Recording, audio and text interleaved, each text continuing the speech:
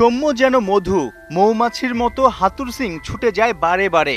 Head কোচের সবচেয়ে প্রিয় ছাত্র কি ফিরছেন আফগানিস্তানের বিপক্ষে একাদশে?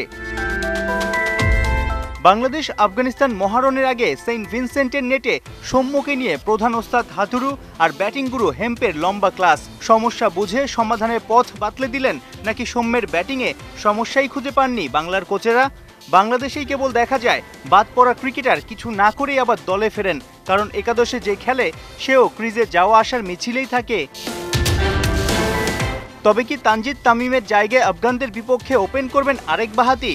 চলতি বিশ্বকাপে তামিমের সেরা ইনিংস ৩৫, ০-২টা সিঙ্গেল ডিজিটে আউট আরও দুবার।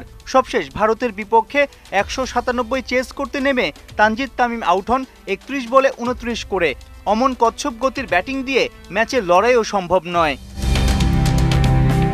জুনিয়র কি সিনিয়র, ছন্দহীন সব ব্যাটারি। নিক পোথাসের ক্লাসে সাকিব। টাইগাররা সুপার ৮ থেকে বিদায় নিলে আফগানদের বিপক্ষে এই ম্যাচটাই কি হবে বিশ্বকাপে সাকিবের শেষ উপস্থিতি?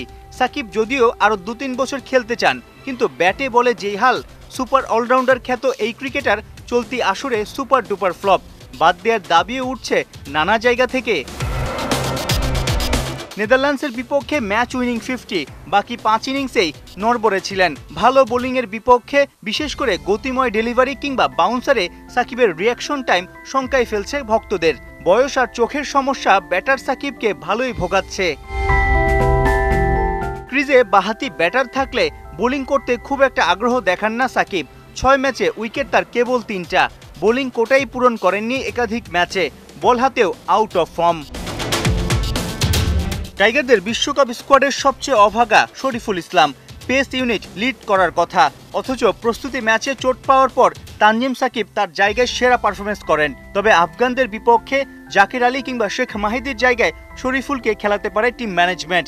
প্রতিপক্ষ ব্যাটিং লাইন আপে ডানহাতির ছড়াছড়ি। বাঁহাতি শরীফুলের ইনসুইং ডেলিভারি অ্যাঙ্গেলটা বিপদের কারণ হতে পারে গুরবাজ জাদরানদের জন্যে। সাইফুল রূপক, ৭১।